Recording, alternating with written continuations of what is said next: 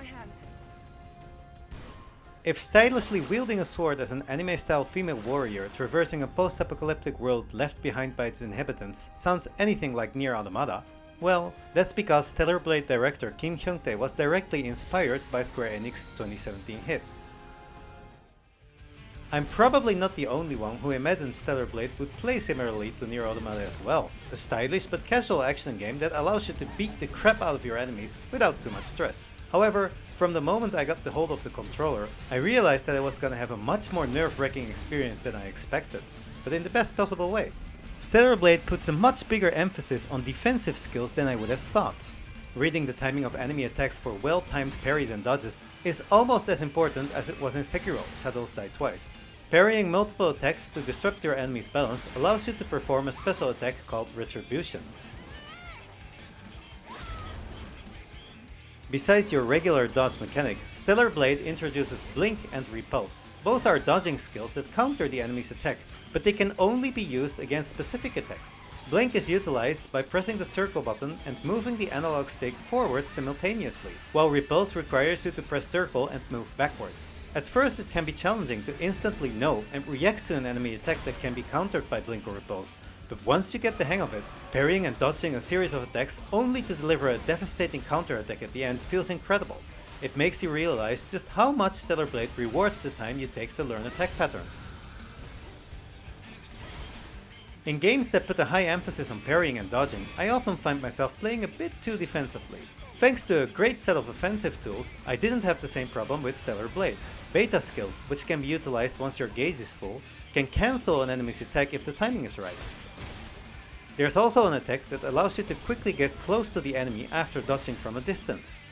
Delivering a series of attacks with the square and triangle buttons, cancelling your enemy's attack with a well-timed beta skill only to finish them off with yet another combo can feel just as great as the parrying and dodging. Stellar Blade equally provides the player with both great defensive and offensive skills, which makes it feel balanced and deep.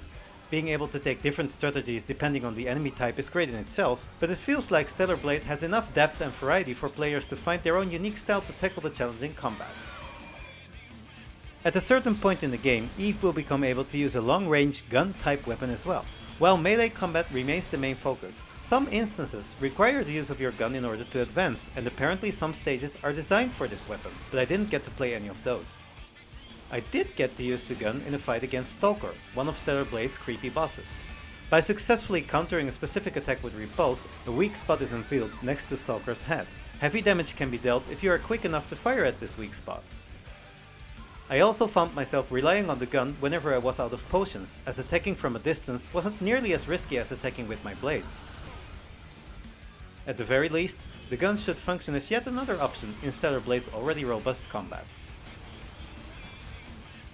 The bosses I got to fight all had a wide array of attack patterns that fundamentally changed once they headed into a different phase.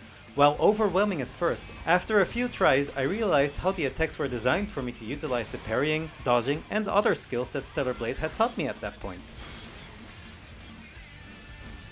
Stellar Blade has two difficulty settings, normal mode and story mode. While calling it a Soulslike would make it sound more difficult than it actually is, in normal mode regular enemies can kill you if you let your guard down.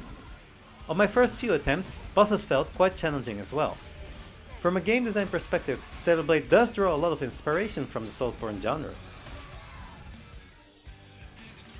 Camps feel just like bonfire checkpoints. You can unlock shortcuts that lead you back to those checkpoints, and be prepared for surprise attacks from enemies placed just around the corner. When playing in story mode, the game feels a lot more forgiving, and you can turn on an accessibility option called Action Assist that tells you the right timing for parrying and dodging in QTE fashion. I like that camps don't just function as a place that restores your health and refills your potions, but provides some actual relaxation for Eve and the player. Watching Eve kick back on her chair while playing your choice of song on the record player is a good way to take a break. At these camps, Eve occasionally has conversations with her friends, and the game can reward you with flashbacks and other events. Some events only occur at specific camps, so finding all the camps functions as a nice extra for completionists or those who want to dig deeper into Stellar Blade's world and characters. You can buy items and learn new skills at camps as well. Newly obtained skills can be tried out in the game's training room, but even if you don't, Stellar Blade will remind you of that skill during the next combat session in the main game. Stellar Blade has many small details like this that made me feel like I was being taken great care of. For example, whenever the beta skill gauge is full, the game's UI will notify you of this. While it might sound like an afterthought, for someone who often gets caught up in the action and forgets to look at the gauge like me, it goes a long way. While Stellar Blade is combat focused, I experienced some simple puzzles and platforming as well.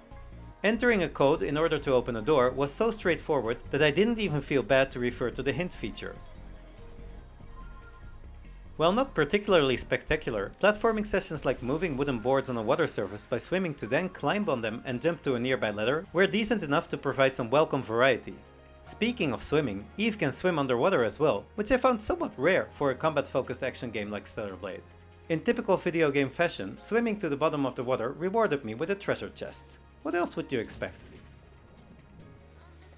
While mostly linear, the stage I got to play was wide enough for a few detours with other hidden treasure chests and optional enemies.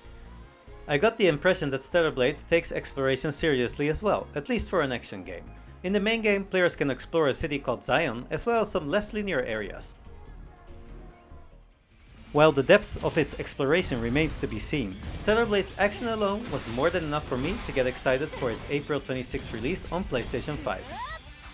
For more upcoming games, stick with IGN.